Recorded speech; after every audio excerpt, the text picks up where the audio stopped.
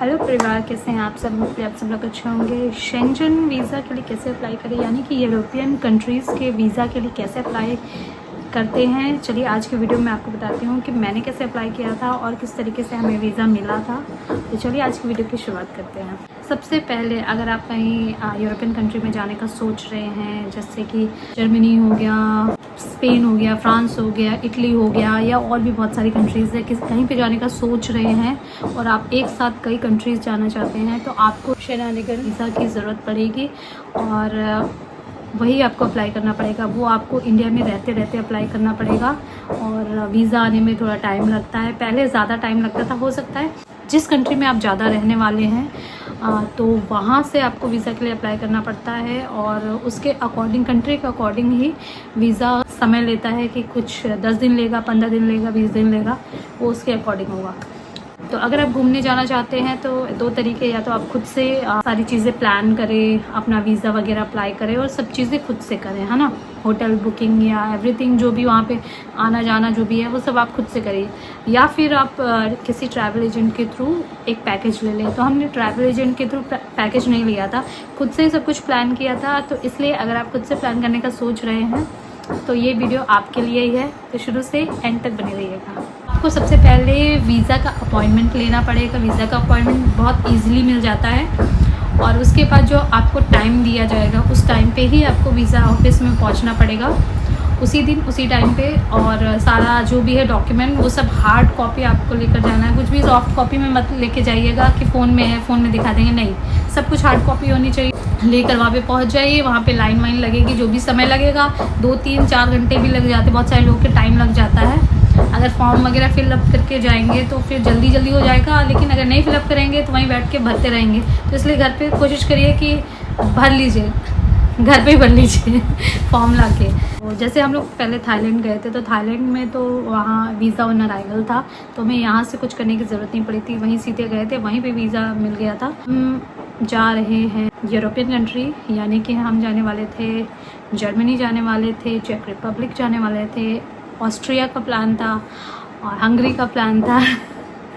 अब इसमें से क्या क्या हम जा पाएंगे वो आपको आगे आने वाली वीडियो में पता चलेगा, लेकिन हमने सबसे ज़्यादा जो दिखाया था वो दिखाया था चेक रिपब्लिक, यानी कि प्राग में हम ज़्यादा स्टे करने वाले थे। तो जिस कंट्री में आप ज़्यादा स्टे करते हैं वहाँ से आपको वीज़ा के लिए अप्लाई करना पड़ता है।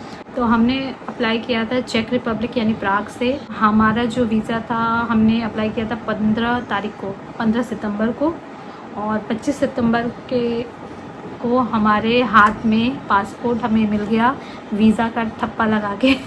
तो मैंने कुछ वीडियोस डाले तो लोग बोल रहे थे कि ये पासपोर्ट है। हाँ, तो जब भी आप वीज़ा के लिए अप्लाई करते हो तो आपका पासपोर्ट जो होता है वो वहाँ पे सबमिट हो जाता है वीज़ा ऑफिस में, फिर वो आपके पास वापस आता है और वापस आएगा तब आपको पता चलेगा आपको वीज़ा मिला है कि नहीं।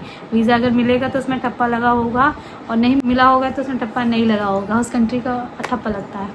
तो सबसे पहले हम बात करेंगे वीज़ा अप्लाई करने के लिए हमें क्या क्या चाहिए रहता है। तो वीज़ा अप्लाई करने के लिए पहले आपको बहुत सारी तैयारी करनी पड़ेगी, उसके बाद ही आप वीज़ा ऑफिस जाइए, तभी आपका काम हो पाएगा। आपको सबसे पहले चाहिए वीज़ा वाला फॉर्म, जो भी लिखा है सारी डिटेल वो आपको फिल करनी है। Passport, Aadhaar card, PAN card, passport size photo, hotel booking कि आप कितने से कितने दिन रुकने वाले हैं वहाँ पर, कहाँ से कहाँ जाने वाले हैं। मान लीजिए आप एक साथ 4 कंट्री जाने वाले हैं, है ना। मान लीजिए आपने 15 से 20 दिन का वीज़ा के लिए अप्लाई कर रहे हैं और आप 4 कंट्रीज़ जाना चाहते हैं, तो आपको हर जगह का आपको दिखाना पड़ेगा कि आप 15 दिन अगर रुके हैं तो इतने दिन आप यहाँ रुके हैं, आपने यहाँ इतने दिन इस कंट्री में रुके हैं, इतने दिन इस कंट्री में, सब चीज़ें आपके पास होनी चाहिए, है ना। कि उनको सारा डेटा चाहिए कि अगर आप ट्रैवल कर रहे हो वहाँ से वहाँ, मान लीजिए एक कंट्री से दूसरी कंट्री जाने वाले हैं, आपकी बुकिंग है होटल की दूसरी कंट्री में, तो आपको ट्रेन का जो मोस्टली लोग ट्रेन से ट्रैवल करते हैं वहाँ पे यूरोप में, तो ट्रेन का जो टिकट है, या फिर अगर आप इंटरनल फ़्लाइट ले रहे हैं तो फ़्लाइट की टिकट वो भी दिखानी पड़ेगी। मतलब A to Z जो भी आपकी प्लानिंग है वो बतानी पड़ेगी आपको प्रूफ के साथ, और साथ ही साथ आपकी फ़्लाइट टिकट होनी चाहिए। और फ़्लाइट टिकट में हम लोग को एक कन्फ्यूजन था कि एक डमी टिकट होती है, डमी टिकट पे हमें वीज़ा मिलेगा या नहीं मिलेगा, लेकिन हमारे जान पहचान वाले कुछ लोगों ने डमी टिकट करा के वीज़ा उनको मिल गया था, बट मैंने ऐसा सुना था कि बहुत बार कैंसिल हो जाता है, तो इसलिए हम लोगों ने डमी टिकट नहीं कराई थी और हमने डायरेक्ट फ़्लाइट टिकट कर ली थी। फ़्लाइट टिकट बहुत इंपॉर्टेंट है, वो भी देखते हैं। चाहे अब तो मैं कह सकती हूँ कि डमी टिकट भी लोग कराते हैं, तो डमी टिकट आप करा लीजिए, क्योंकि मान लीजिए आपको वीज़ा नहीं मिलता है तो आपकी फ़्लाइट का जो खर्चा है काफ़ी हाई होगा, तो वो कम से कम आपका बच जाएगा। पासपोर्ट साइज़ की फ़ोटो होनी चाहिए, लेकिन वो आपको बता के खिंचवानी पड़ेगी कि आपको वीज़ा के लिए चाहिए और इस कंट्री के वीज़ा के लिए चाहिए, यूरोपियन के लिए चाहिए या एशिया के लिए चाहिए, जो भी है, तो उसके हिसाब से वो आपको फ़ोटो निकाल के देंगे। अपने हिसाब से मत करिएगा, क्योंकि इसमें होता है कि इस फ़ोटो में 90% चेहरा दिखाई देता है, सिर्फ आपका चेहरा ही दिखाई देगा उस पासपोर्ट साइज़ की फ़ोटो में, तो वो चाहिए रहता है। उसके अलावा बहुत सारे डॉक्यूमेंट्स चाहिए रहते हैं, एक भी डॉक्यूमेंट इधर से उधर नहीं होना चाहिए, होगा तो फिर रिजेक्ट हो जाएगा। ये तो हो गई सारी मेन चीज़ें। अब आते हैं बाकी सेकंड स्टेप पे। सेकंड स्टेप में क्या चाहिए, आपके पास होना चाहिए, जैसे आप किसी कंपनी में काम कर रहे हैं तो उसका ऑफ़र लेटर लेंगे, आपसे लीव्स का मांगेंगे कि आपने इतने 15 दिन की छुट्टी ऑफिस में अप्लाई करी है, तो वो आपको लेटर आपको सबमिट करना पड़ेगा। दूसरी चीज़ है कि आपके बैंक अकाउंट के डिटेल्स मांगेंगे कि पिछले मतलब अभी से आज से लेके 6 महीने पीछे तक के जितने भी हैं वो सारी डिटेल आपको देनी पड़ेंगी। आपको दिखाना पड़ेगा कि आपके अकाउंट में कितना पैसा है, और अगर आप कहीं जॉब नहीं कर रहे हो तो आपके अकाउंट में इनफ पैसा होना चाहिए, कि आपके पास आने जाने रुकने वहाँ खर्च करने के लिए पैसे हैं आपके अकाउंट में, तब आपको वीज़ा वो देंगे, अदरवाइज़ नहीं देंगे। और वो इसलिए लिया जाता है क्योंकि बहुत सारे लोग यहाँ से जाके वहाँ पे रुक जाते हैं, तो वो जानना चाहते हैं कि कहीं आप वहाँ जाके उस कंट्री में रुक तो नहीं जाएंगे, इसीलिए ये किया जाता है। तो आपको ये सारी डिटेल आपको देनी पड़ेंगी, और साथ ही साथ आपको देना होगा कवर लेटर, जो कि बहुत इम्पॉर्टेंट है। कवर लेटर में क्या होता है, कवर लेटर में आप जिस कंट्री के वीज़ा के लिए अप्लाई कर रहे हैं तो वहाँ पे उसमें लिखा रहता है कि आप उनकी कंट्री में आ रहे हैं इतने से इतने दिन के लिए, किस वजह से आ रहे हैं वो भी आपको बताना होगा। ट्रैवल के पर्पज़ से जा रहे हैं तो वो लिखना होगा। तो अगर आप ऑनलाइन चेक करेंगे तो आपको मिल जाएगा कवर लेटर, जो भी उसका मेन चीज़ रहती है वो आपको मिल जाएगी। बस आप अपना नाम, डेट वगैरह जो भी है वो सब चेंज कर दीजिए, तो ऑनलाइन मिल जाएगी आपको। तो मान लीजिए आप अपनी फैमिली के साथ जा रहे हैं तो आपको सेम चीज़ उनके लिए भी करनी पड़ेगी। मान लीजिए आपकी वाइफ है, जैसे कि मैं अभी फ़िलहाल काम नहीं कर रही थी, तो पंकज ने क्या किया था कि मेरा भी बैंक डिटेल ली गई थी, लेकिन मुझे ये दिखाया गया था कि मैं डिपेंडेंट हूँ, और बच्चा भी जो है उसका भी सारी डिटेल उसी तरीके से हुई थी। मतलब उस बच्चे के में भी आपको फ़ोटो, पासपोर्ट और ये सारी चीज़ें तो लगेगी। आप अपनी वाइफ के साथ जा रहे हैं, वाइफ बच्चों के साथ जा रहे हैं, तो आपको और शादी वाला दिखाना पड़ेगा कि हाँ आप लोग मैरिड हैं, फ़ोटो वगैरह दिखानी पड़ेगी, उसका भी आपको हार्ड कॉपी लगानी पड़ेगी उसमें, तो वो भी लगाना पड़ेगा। और बच्चे वाले में अगर आपका बच्चा है, जैसे चीकू जा रहा है, तो फिर चीकू के में भी हम दोनों के साइन थे कि हमारा बच्चा है, इस टाइप से। और सारी जो भी उसकी डिटेल थी उन्होंने जो मांगा था, जो रह गया था, अगर आप वीज़ा ऑफिस जाएंगे तो वो फटफट बोलेंगे कि आपको ये चीज़ें चाहिए, फटाक से लेकर आ जाइए, या फिर आपको 1 आध दिन का टाइम दे देंगे। तो हमें 1 आध दिन का टाइम नहीं चाहिए था, फटफट हमें चाहिए था, तो हमने उसी समय पे जो भी चीज़ें बच गई थी फटफट कर लिया था। तो अगर ऐसा है कि मान लीजिए आपकी वाइफ काम नहीं कर रही है और आपको दिखाना पड़ेगा कि आपके अकाउंट में इतना इनफ पैसा है कि आप जितने भी लोग जा रहे हैं वो लोग वहाँ जाके रह सकते हैं, उतने दिन खर्चा कर सकते हैं, स्टे कर सकते हैं और वापस आ सकते हैं। तो इस हिसाब से दिखाना पड़ता है, इसलिए बैंक अकाउंट की डिटेल मांगते हैं। और मेन चीज़ मैंने आपको बता दी। इसके साथ जब आप वीज़ा ऑफिस जाएंगे और जिस कंट्री से आप अप्लाई कर रहे हैं, हर कंट्री का अपना वीज़ा एप्लीकेशन का चार्जेस होता है, अलग अलग चार्जेस होता है, किसी का कम होता है, किसी का ज़्यादा होता है। तो आपको वही देखना होगा कि जिस कंट्री के लिए भी आप अप्लाई कर रहे हैं वो कितना पैसा चार्ज करता है वीज़ा अप्लाई करने के लिए, तो उतना अमाउंट आपको वहाँ पे देना पड़ेगा, तब आप वीज़ा के लिए अप्लाई करेंगे। और अगर इन केस आपको वीज़ा नहीं मिलता है तो वो पैसे वापस नहीं होंगे, वो पैसे आपके चले जाएंगे। और डमी टिकट वगैरह भी कर रहे हैं तो फिर ऑब्वियसली वो पैसे बच जाएंगे। डमी टिकट हो जाती है 1000-1500 रुपये में हो जाती है। और उसके अलावा मैं आपको बताती हूँ कि अगर आप जा रहे हैं होटल बुकिंग तो आपको दिखानी पड़ेगी। तो होटल बुकिंग आप booking.com से कर सकते हैं। उसमें ये रहता है कि आपको होटल पे पहुँच के पैसे पे करने हैं। तो सिर्फ वही वाली जगह सेलेक्ट करिए जहाँ पे आप होटल पे पहुँच के पैसे पे करें। लेकिन इनकेस आप अगर उस होटल में नहीं रुकने वाले हैं और आपको हटाना है तो आपको पहले से कैंसिल कर दीजिए, वरना आपको वो ब्लॉक कर देंगे booking.com से, और अगोड़ा से भी होता है। तो ये 2 ऑप्शन है, वहाँ से आप होटल की बुकिंग कर सकते हैं फ्री में। और कोशिश करिएगा कि वही होटल सेलेक्ट करिए, वही एरिया सेलेक्ट करिए कि लास्टली अगर आपको अच्छा लगता है तो आप वहाँ पे स्टे कर सकें। और घूमने जा रहे हैं तो मैं तो आपको सजेस्ट करूँगी कि सिर्फ सिटी सेंटर के पास में ही रुके। वहाँ पे आपको खाने पीने की सारी चीज़ें मिल जाएंगी, सब चीज़ें वॉकिंग होंगी। आपको ट्रैम नहीं लेनी पड़ेगी, बस लेने की ज़रूरत नहीं है। टैक्सी तो बहुत महंगी होती है वहाँ पे, तो बहुत कम लोग लेते हैं। तो मोस्टली लोग अगर जाते हैं तो ट्रैम लेते हैं, बस लेते हैं, क्योंकि वहाँ की जो पब्लिक ट्रांसपोर्ट है वो बहुत ही अच्छा है। ज़्यादा लोग आसपास जाना होता है तो ये सब चीज़ें नहीं लेते, लोग वॉक करते हैं।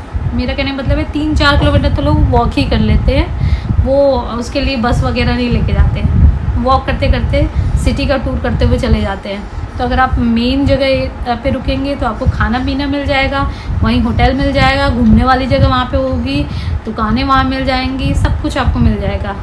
तो इसीलिए हम लोग तो सिटी सेंटर में ही रुकने वाले हैं। अब हर बार जब भी कहीं जाते हैं तो सिटी सेंटर में ही रुकते हैं, चाहे इंडिया में ही हो। तो अगर आप कहीं भी घूमने का प्लान बनाते हैं तो हमेशा सिटी सेंटर में ही रुकिए। तो वीज़ा आप वहीं से अप्लाई करिएगा जो आप दिखाने वाले हैं कि इस कंट्री में आप ज़्यादा दिन रुकने वाले हैं। मान लीजिए आप 10 दिन में 5 दिन एक कंट्री में रुकने वाले हैं, बाकी जगह 2-3 दिन ऐसे रुकने वाले हैं, है ना।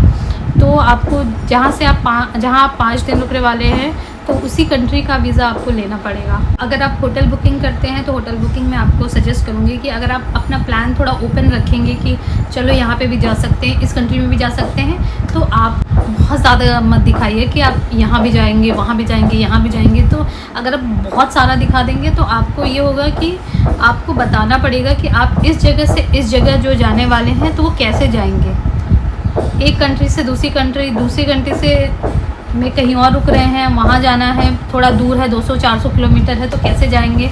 तो वो भी आपको दिखाना पड़ेगा कि बस की टिकट दिखानी पड़ेगी, ट्रेन की टिकट दिखानी पड़ेगी, फ़्लाइट की टिकट दिखानी पड़ेगी, अलग से जो इंटरनल होगा तो वो दिखानी पड़ेंगी। तो हमने जो किया था तो हमने इस तरीके से किया था। मैंने वो बुकिंग करी थी जिसमें मुझे मालूम था कि ज़्यादा नहीं दिखाना पड़ेगा, तो हमने वही बुकिंग करी। और उसके अलावा जब आप वहाँ पहुँच गए, क्योंकि आप अगर आपको शेंजन वीज़ा मिल गया तो उसके बाद आप यूरोप की बहुत सारी कंट्रीज़ होती हैं, वहाँ पे आप कहीं पे भी जा सकते हैं। तो एक शेंजन वीज़ा हर जगह वैलिड रहता है, सिर्फ यूरोपियन कंट्रीज़ में। अगर आप उससे बाहर निकलेंगे तो ऑब्वियसली फिर आप आउट हो जाएंगे। और एक चीज़ होती है कि एक मल्टीपल एंट्री होती है वीज़ा में, और एक सिंगल एंट्री। हमने सिंगल एंट्री लिया था क्योंकि हमें कंट्रीज़ से बाहर, यूरोपियन कंट्रीज़ से बाहर नहीं जाना था, मतलब यूरोप के अंदर ही कंट्रीज़ में घूमना था, उसके बाहर नहीं जाना था। अगर बाहर जाते तो हमें वापस से वीज़ा लेना पड़ता, तो ये हो जाता। क्योंकि हमने सिंगल एंट्री करवाई थी।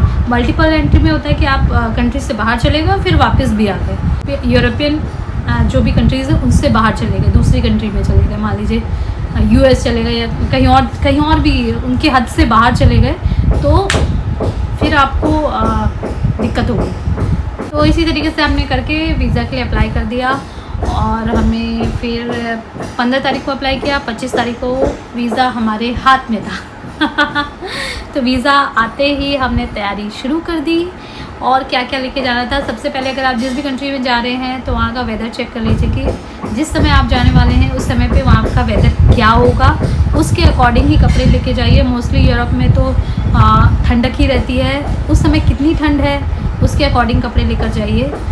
कम ठंड है या ज़्यादा ठंड है, बहुत गर्मी तो होती नहीं है, लेकिन हाँ किसी कंट्री में थोड़ी गर्मी रहेगी, लेकिन वैसी गर्मी नहीं होगी जितना यहाँ पे 14-15 डिग्री होता है, वो नॉर्मल है, गर्मी वाला है होता है वहाँ पे।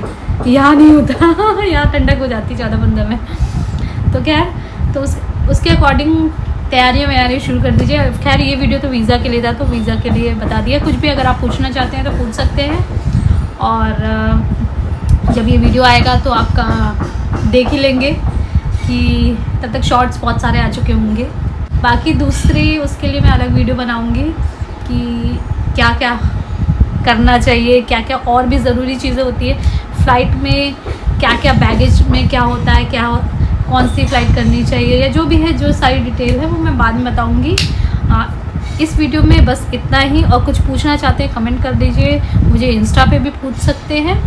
और शॉर्ट्स देखते रहिए, सब्सक्राइब नहीं किया चैनल को सब्सक्राइब कर लीजिए। और कुछ बोलना चाहते हैं कि सजेशन देना चाहते हैं तो कमेंट में बोल सकते हैं। तो आज की वीडियो के लिए इतना ही। और लास्टली ये बोलना चाहूँगी कि बहुत बहुत बहुत धन्यवाद कि आप लोग चीकू को इतना ज़्यादा प्यार दे रहे हैं। सिर्फ चीकू की वजह से ही मेरा चैनल ऐसे हो गया है। और जब मैंने स्टार्ट तो बहुत साल पहले किया था, लेकिन जब चीकू के आने के बाद, चीकू के आने से पहले मेरे 8 या 9,000 थे। उसके बाद जब मैंने उसके वीडियोस डालना शुरू किए थे, उसके बाद हाइप होके अब जो भी पहुंचा है वो है 50 के ऊपर। तो खैर ऐसे प्यार देते रहिए, जल्दी जल्दी चैनल को आगे बढ़ाना है। मैं बड़ी वीडियो नहीं डाल पा रही थी, लेकिन अब डालना कोशिश जारी रहेगी। और बस अभी के लिए इतना ही, फिर मिलते हैं नेक्स्ट वीडियो में। तब तक हंसते रहिए, मुस्कुराते रहिए, खिलखिलाते रहिए। Okay bye, love you all.